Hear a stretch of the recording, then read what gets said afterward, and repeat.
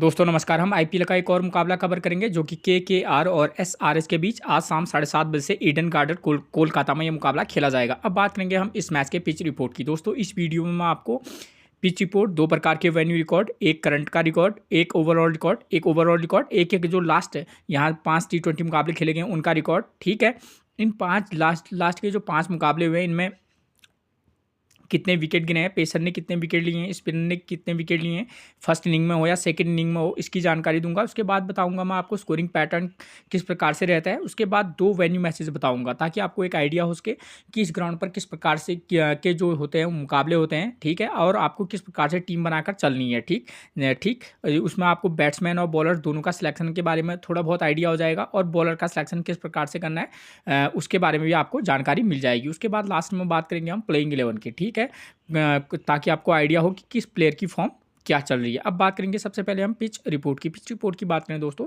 तो यहाँ की जो विकेट है एक बैलेंसिंग विकेट है, यानी कि बल्लेबाज और गेंदबाज को पिच से मदद रहती है। दोस्तों ये एक ऐसा ग्राउंड है जहाँ पर अधिकतर जो स्कोर रहता है वो 170 के अराउंड वाला रहता है, उससे प्लस वाला। लेकिन हाँ, यहाँ पर कुछ मुकाबले ऐसे निश्चित तौर पर होते हैं जहाँ पर टीमें 155 के अराउंड भी सिमट जाती हैं। ठीक है, बात करें अगर बल्लेबाजी के लिए, तो यहाँ पर बल्लेबाजी के लिए जो हम क्या करेंगे, जो मिडिल ऑर्डर के जो प्लेयर हैं हम उन पर फोकस करके चल सकते हैं। टॉप ऑर्डर में अगर किसी प्लेयर की फॉर्म अच्छी है तो आप निश्चित तौर पर उसके साथ भी जा सकते हैं, चाहे फर्स्ट इनिंग हो या सेकेंड इनिंग। ठीक, अगर हम बात करें बॉलिंग सेक्शन की, तो बॉलिंग सेक्शन में यहाँ पर पेसर और स्पिनर दोनों को इससे मदद रहती है, फर्स्ट इनिंग में भी और सेकेंड इनिंग में भी। तो ऐसे ग्राउंड पर जो है हमारे लिए क्या हो जाते हैं, जो ऑलराउंडर प्लेयर हैं वो इम्पोर्टेंट हो जाते हैं। क्यों? क्योंकि यहाँ औसतन आप ये देखेंगे कि 6 से 8 विकेट औसतन यहाँ पर गिरते हैं पर इनिंग। ठीक, तो इस बात को ध्यान में रखकर चलिएगा। उसके बाद बात करेंगे हम वेन्यू रिकॉर्ड की बात करें तो अब तक इस ग्राउंड पर टोटल 96 T20 मुकाबले खेले गए हैं, जहाँ बैटिंग फर्स्ट करने वाली टीम 39 बार, तो वहीं बैटिंग सेकंड करने वाली टीम 57 बार यहाँ अपने मुकाबले जीती है। एवरेज स्कोर कितना रहा है 167 का। ठीक है, इस रिकॉर्ड को देखें तो 57 बार बैटिंग सेकंड करने वाली टीम जीती है, तो कहीं ना कहीं हम ये कह सकते हैं कि 96 से अगर 57 बार बैटिंग सेकंड करने वाली टीम जीत रही है तो मे बी जो टीम बैटिंग सेकंड करेगी उसके जीतने के चांसेस ज़्यादा रहेंगे। लेकिन ये भी ध्यान देना है कि भाई 39 बार यहाँ बैटिंग फर्स्ट करने वाली टीम जीती है, तो इसका मतलब ये है बशर्ते उसके जीतने के चांसेस कम हो लेकिन जीत वो भी सकती है। ठीक है, उसके बाद बात करेंगे हम जो लास्ट के 5 T20 मुकाबले इस ग्राउंड पर खेले गए हैं उनका रिकॉर्ड की बात करें तो लास्ट के जो 5 T20 मुकाबले हैं उनमें से बैटिंग फर्स्ट करने वाली टीम 2 बार, तो वहीं बैटिंग सेकंड करने वाली टीम 3 बार यहाँ अपने मुकाबले जीती है। एवरेज स्कोर कितना रहा है 172 रन का। तो यानी कि आप समझ सकते हैं कि 5 में से इन 5 मुकाबलों में 172 रन अगर एवरेज स्कोर है बल्लेबाजी के लिए निश्चित तौर पर अच्छी कंडीशन रहती हैं। ठीक है, और बैटिंग फर्स्ट करने वाली टीम 2 बार, बैटिंग सेकंड करने वाली टीम 3 बार जीत रही है, तो जो टीम अच्छा खेलेगी वो यहाँ पर मुकाबला जीत सकती है, चाहे वो बैटिंग फर्स्ट करे या बैटिंग सेकंड। ठीक है, क्योंकि जो मैं आपको हमेशा बताता हूँ कि भाई हमको देखना पड़ता है कि भाई किन किन टीमों के बीच मुकाबला खेला जा रहा है, उन दोनों प्लेयरों की फॉर्म क्या चल रही है, इस ग्राउंड पर किस प्रकार के मुकाबले होते हैं, फर्स्ट इनिंग में बल्लेबाज हो या बॉलर हो, उन यहाँ फर्स्ट इनिंग में किस प्रकार का गेम रहता है, बॉलर कितने विकेट लेते हैं, ताकि आपको आइडिया हो कि हाँ हमको किस प्रकार से बॉलर का सिलेक्शन करना है। और बैट्समैन, ठीक, किस नंबर के बैट्समैन मिडिल ऑर्डर के प्लेयर स्कोर ज़्यादा करते हैं या टॉप ऑर्डर के स्कोर ज़्यादा करते हैं, मतलब क्या किस प्रकार का गेम रहता है फर्स्ट इनिंग में, और सेम यही चीज़ सेकेंड इनिंग में। तो तमाम चीज़ों को अगर आप ध्यान से देखेंगे उसके बाद एक आपको ये चीज़ें भी ध्यान में रखनी पड़ती हैं टीम बनाने वक्त। ठीक, और कैप्टनसी किस इनिंग के प्लेयर को देनी है, फर्स्ट इनिंग के प्लेयर को देनी है, सेकेंड इनिंग के प्लेयर को देनी है। ठीक है, किस कंडीशन में किस तरीके से मैच को बनाना है हमको, तो ये चीज़ें कंडीशन रहती है इन टीमों के प्रदर्शन के बेस पर कि हमको किस प्रकार से टीम बनाकर चलनी है। ठीक है, उसके बाद इन 5 मुकाबलों की बात करें तो देखिए इन 5 मुकाबलों में टोटल कितने विकेट, इन 5 मुकाबलों में टोटल विकेट गिरे हैं 62 विकेट गिरे हैं। ठीक है, तो लास्ट के 5 मुकाबलों में 62 विकेट गिरे हैं, जहाँ फर्स्ट इनिंग में 36, तो वही सेकंड इनिंग में 26 विकेट गिरे हैं। बात करें अगर फर्स्ट इनिंग में पेसर की, तो फर्स्ट इनिंग में पेसर ने लिए हैं 22 विकेट, तो वहीं स्पिनर ने लिए हैं महज 12 विकेट। सेकंड इनिंग में पेसर ने लिए हैं 12 विकेट और स्पिनर ने लिए हैं 11 विकेट। ठीक है, तो औसतन कहें तो फर्स्ट इनिंग में हमारे लिए पेसर प्लस स्पिनर दोनों इंपॉर्टेंट रहेंगे। सेकेंड इनिंग में आप क्या करते हैं, पेसर और स्पिनर दोनों का किसी मैच में अलग अलग कॉम्बिनेशन भी बनाकर चल सकते हैं, या क्या कर सकते हैं, एक ऑलराउंडर स्पिनर और एक रेगुलर पेसर के साथ भी जा सकते हैं। तो अलग अलग कॉम्बिनेशन आपको ट्राई करने का मौका मिल सकता है, ठीक है। आपको करना पड़ेगा इस तरीके से, ठीक। और स्कोरिंग पैटर्न की बात करूँ तो यहाँ पर लगभग हर प्रकार का स्कोर बनता है दोस्तों। मेरा अपना मानना है कि यहाँ पर 170 के अराउंड वाला स्कोर रहेगा, 170 प्लस के अराउंड वाला स्कोर रह सकता है इस वाले मैच में। अब बात करेंगे अगर वेन्यू मैचेस की, तो यहाँ पर देखिए वेन्यू मैच की बात करें तो सबसे पहले ये वाले वेन्यू मैच की बात करते हैं जो कि 22 मार्च को इसी साल खेला गया है, ठीक। जहाँ पर केकेआर ने फर्स्ट इनिंग में बल्लेबाजी की है, 174 रन का स्कोर किया है, विकेट कितने गिरे हैं 8, और आरसीबी 177 रन बनाए और विकेट कितने गिरे हैं महज 3, ठीक है। यानी कि कहने का मतलब मेरा ये है कि यहाँ पर अगर आप 170 180 का स्कोर भी बनाते हैं तो सेकेंड इनिंग में जो टीम बल्लेबाजी करेगी वो चेज भी कर सकती है। कभी कभी एक लो स्कोरिंग वाला मुकाबला होता है, वो भी बताऊंगा मैं आपको, ठीक है। तो यहाँ पर ये है कि हाई स्कोर भी यहाँ पर चेज हो सकता है, ठीक है। पावर प्ले में यहाँ विकेट गिर रहा है, पावर प्ले में यहाँ कोई विकेट नहीं गिर रहा है, ठीक है। लेकिन हाँ फर्स्ट इनिंग में थोड़ा सा पेस यहाँ विकेट कुछ ज़्यादा गिरे हैं। अगर मैं बात करूँ सेकेंड वाले वेन्यू मैच की जो कि पिछले साल खेला गया था 2024 में, यहाँ पर केकेआर ने फर्स्ट इनिंग में बल्लेबाजी की, 157 रन का स्कोर किया है, विकेट कितने गिरे हैं 7, और मुंबई की टीम 139 में उसके 8 विकेट गिर गए। यानी कि कभी कभी मुकाबले ऐसे भी होते हैं जहाँ पर टीम फर्स्ट इनिंग में 160 170 के अराउंड वाला स्कोर बनाएगी और सेकंड इनिंग में टीम जो है 140 150 के अराउंड भी क्या हो सकती है, सिमट सकती है। और विकेट देखिए 7 विकेट यहाँ गिरे हैं तो 8 विकेट यहाँ भी गिरे हैं। तो ये चीज़ें होती हैं, ठीक, ताकि आपको समझ में आए कि भाई मुझे किस प्रकार से टीम बनाकर चलनी है, ठीक है ना।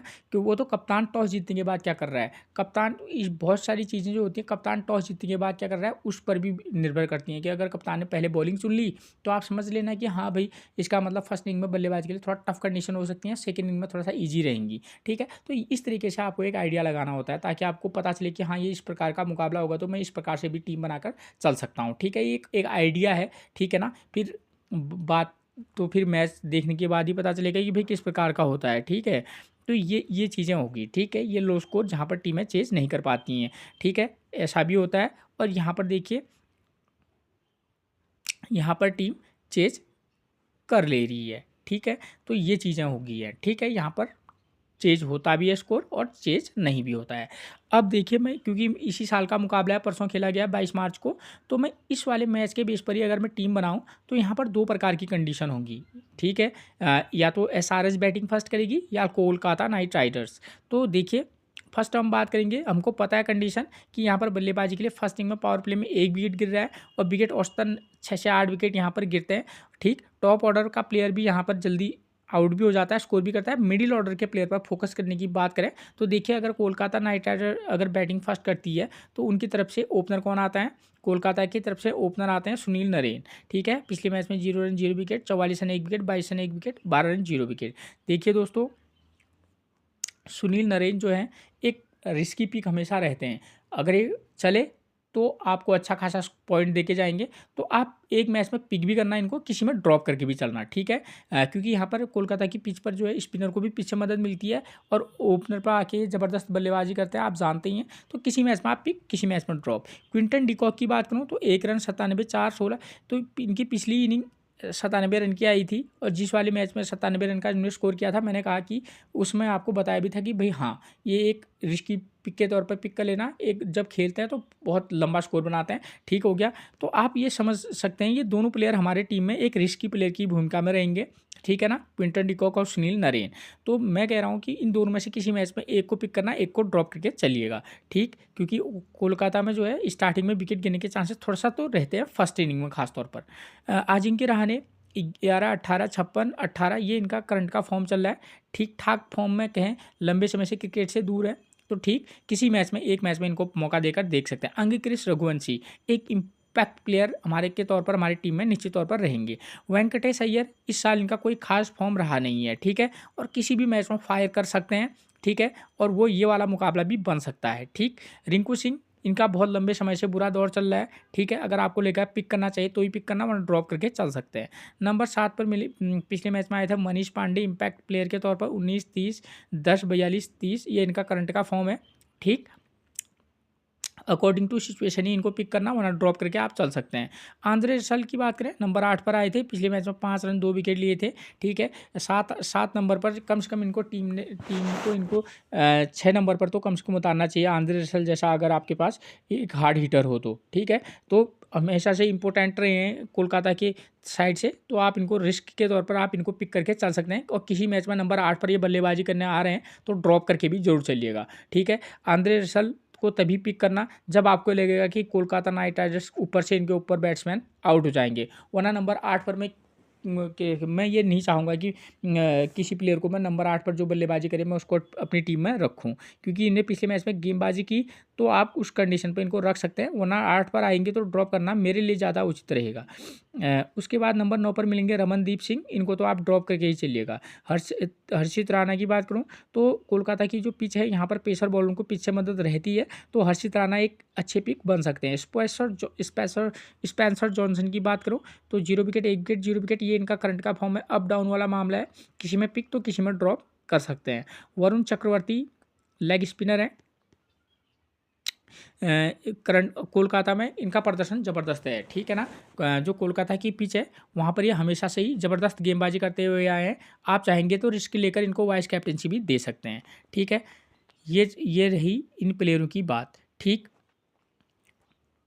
क्योंकि यहाँ पर इस वाले मुकाबले के बेस पर कोलकाता अगर फर्स्ट इनिंग में क्या करेगी, बल्लेबाजी करेगी, तो कोलकाता ही सेकंड इनिंग में क्या करेगी, बॉलिंग करेगी। सेकंड इनिंग में अगर चेज हो जाएगा, आपको लगेगा कि टीम चेज कर लेगी, तो यहाँ पर देखिए पेसर ने 1 स्पिनर ने 2 लिए हैं, और किसी मैच में ज़रूरी नहीं है कि इस वाले मैच में 1 विकेट लिया है तो इस वाले मैच में भी 1 ही विकेट लेगी, ठीक है ना। हो सकता है 3 से 4 विकेट गिरने, तो एक पेसर और एक स्पिनर के साथ किसी मैच में जाना, रेगुलर पेसर रेगुलर स्पिनर के साथ, वरना किसी मैच में आप क्या करते हैं, एक रेगुलर पेसर और एक ऑलराउंडर स्पिनर को भी पिक करके चल सकते हैं, ठीक है। अब दूसरी कंडीशन आती है सनराइज हैदराबाद अगर बैटिंग फर्स्ट करेगी तो हमको पता है कि भाई यहाँ पर पावर प्ले में विकेट जाने के चांसेस रहते हैं, ठीक है ना।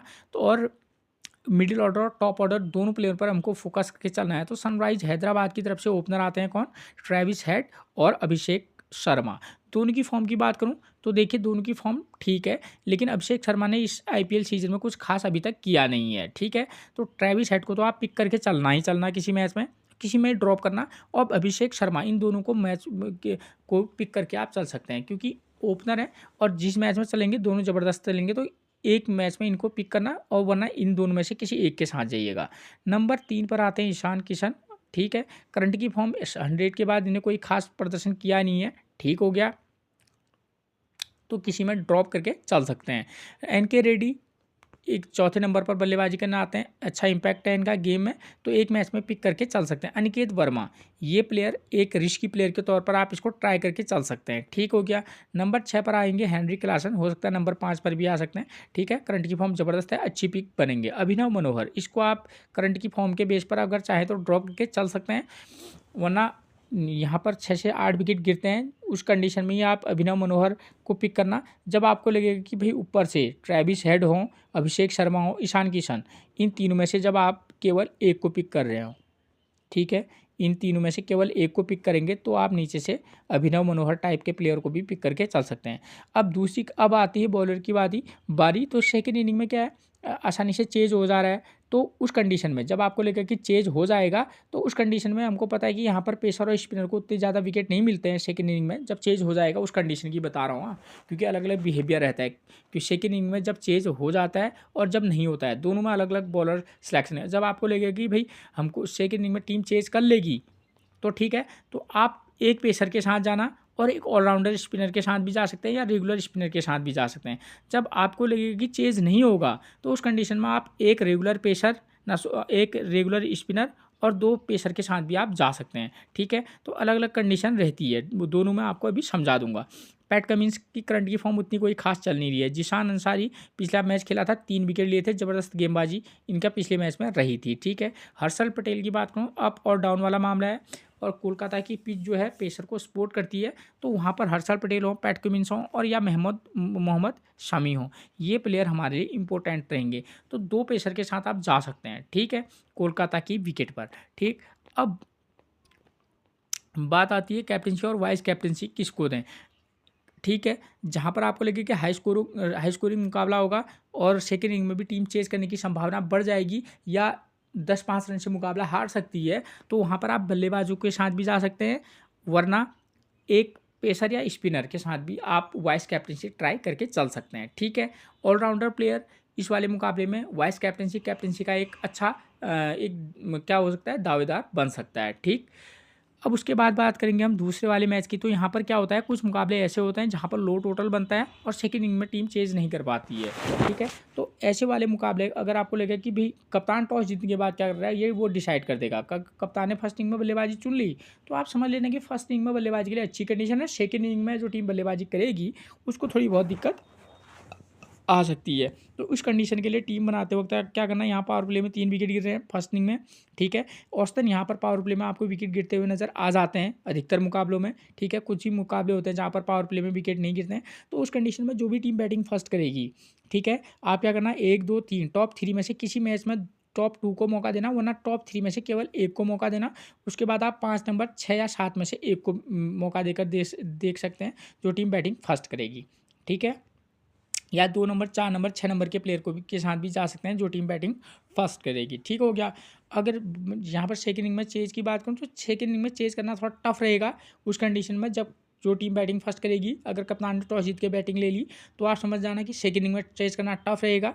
ठीक है, तो उस कंडीशन में आप क्या कर सकते हैं कि जो भी टीम सेकंड इनिंग में बल्लेबाजी की उसके भी टॉप ऑर्डर 1 2 3 में से केवल एक, 5 नंबर 6 या 7 नंबर में से एक को पिक करके चलना जो टीम बैटिंग सेकंड करेगी। ठीक है, यहाँ second inning first inning bowling की बात करूँ तो यहाँ पेसर ने 3 विकेट, स्पिनर ने 3 विकेट लिए हैं। ठीक है, तो ऐसे में कंडीशन में एक पेसर और एक स्पिनर का रोल अहम रहेगा जो टीम बॉलिंग फर्स्ट करेगी। बॉलिंग जो टीम सेकंड करेगी, पेसर 4 विकेट, स्पिनर को 3 विकेट मिल रहे हैं, तो किसी मैच में आप क्या कर सकते हैं, एक पेसर एक स्पिनर, या किसी मैच में 2 पेसर और एक स्पिनर के साथ भी जा सकते हैं, रेगुलर स्पिनर के साथ। अब आती है बात कैप्टनसी और वाइस कैप्टनसी की। तो यहाँ पर क्या हो सकता है, आप चाहे फर्स्ट इनिंग से लें या सेकेंड इनिंग से लें, एक बॉलर को क्या करते हैं, वाइस कैप्टनसी दे सकते हैं। अगर आप बल्लेबाज को चाहें तो उसको भी आप क्या करते हैं, कैप्टनसी दे सकते हैं। ठीक है, वरना ऑलराउंडर प्लेयर जो है वो भी वाइस कैप्टनसी का एक दावेदार बन सकता है। ठीक, बात करें अगर प्लेइंग 11 की, तो कोलकाता की तरफ से सुनील नारायण, क्विंटन डिकॉक दोनों ओपनर आते हैं और इनकी दोनों की फॉर्म जो है उतनी कोई खास चल नहीं रही है। ठीक है ना, क्विंटन डिकॉक भी एक इनिंग अच्छी खेली है और सुनील नारायण हिट और मिस टाइप के प्लेयर है। सुनील नारायण क्योंकि यहाँ पर स्पिनर को पीछे मदद रहती है, तो उस लिहाज से ये हमारे लिए एक अच्छे पिक बन सकते हैं। अजिंक्य रहाणे काफ़ी लंबे समय से क्रिकेट खेल रहे हैं। ठीक है ना, इंटरनेशनल क्रिकेट तो खेलते नहीं है। ठीक है, तो कोलकाता की पिच है, टेक्निकली स्ट्रॉन्ग बल्लेबाज हैं, एक अच्छी पिक बन सकते हैं। अंगिकृत रघुवंशी नो डाउट एक अच्छी पिक बन सकते हैं। ठीक है, वेंकटेश अय्यर अभी तक इनने कोई खास किया नहीं है, लेकिन हाँ कोलकाता के जो विकेट है वहाँ पर ये अच्छा खासा स्कोर करते हैं। रिंकू सिंह का करंट का फॉर्म बेकार चल रहा है। मनीष पांडे इम्पैक्ट प्लेयर के तौर पर आए थे और नंबर 8 पर आपको मिलेंगे यहाँ पर आंद्रे रसल। तो 8 नंबर पर बल्लेबाजी करेंगे तो शायद मैं इनको अपनी टीम बना रखूँ। हाँ, ज़रूरी नहीं है इस वाले मैच में 8 नंबर पर आएंगे, लेकिन हाँ 6 से 7 नंबर पर आएंगे तो इम्पोर्टेंट पिक बनेंगे। रमनदीप सिंह के बाद आते हैं हर्षित राणा। यहाँ पर पेसर को पीछे मदद है, हर्षित राणा हो, स्पेसर जॉनसन हो। ठीक है, ये दोनों इम्पैक्ट वाले प्लेयर रहेंगे। ठीक है, इन दोनों में से एक को पिक करके चलना। वरुण चक्रवर्ती एक कोलकाता की पिच पर इनका शानदार रिकॉर्ड है। ठीक है, आप इनके साथ जा सकते हैं। एसआरएच की तरफ से बात करूँ तो ट्रेविस हेड और अभिषेक शर्मा दोनों, ट्रेविस हेड की फॉर्म ज़बरदस्त है। ठीक है, अभिषेक शर्मा का अप और डाउन वाला चल रहा है मामला, लेकिन हाँ किसी मैच में दोनों को पिक तो किसी मैच में इन को ड्रॉप करके भी चलिएगा। अब उसके बाद बात करेंगे ईशान किशन की। ईशान किशन ने एक नॉक अच्छी खेली है। ठीक है, अच्छे बल्लेबाज है, अकॉर्डिंग टू सिचुएशन पिक भी करना, ड्रॉप भी करना है। एनके रेड्डी एक अच्छी पिक बन सकते हैं। ठीक है, बात आई अनिकेत वर्मा की और हेनरिक क्लासन की, तो इन दोनों में से एक के साथ जाना। Heinrich Klaasen wicket keeper option में रहते हैं तो बेस्ट पिक बन सकते हैं। अभिनव मनोहर, ठीक है, यहाँ पर 7 से 8 विकेट भी गिरते हैं। जब आपको लगे कि टॉप ऑर्डर कोलैप्स कर जाएगा तो उस कंडीशन में हमारे लिए अभिनव मनोहर एक पिक बन सकते हैं। ठीक है, PAT Cummins, Zeeshan Ansari. PAT Cummins की बात करूं, पैट कमिंस का करंट का फॉर्म उतना कोई खास नहीं है। जीशान अंसारी क्योंकि यहाँ पर कोलकाता विकेट जो की भी जो विकेट है स्पिनर को पीछे मदद रहता है, तो जीशान अंसारी जो है एक अच्छी पिक बन सकते हैं डिफरेंशियल, ठीक है। हर्षल पटेल और मोहम्मद शमी, ठीक, ये 2 प्लेयर की फॉर्म की बात करूँ तो अप और डाउन, चाहे मोहम्मद शामी हो या हर्षल पटेल हो, दोनों की अप और डाउन वाला मामला है, लेकिन दोनों ही हमारे लिए इंपॉर्टेंट रहेंगे। इन दोनों में से कंडीशन के बेस पर आप कभी मोहम्मद शामी तो कभी हर्षल पटेल को पिक करके चल सकते हैं। तो ये थी मैच से रिलेटेड वो जानकारी जिसके बेस पर आप एक बेहतरीन टीम बना के चल सकते हैं। फिर मिलेंगे आपसे एक और प्रिडिक्शन के साथ, तब तक के लिए आप सभी को मेरा प्रणाम दोस्तों।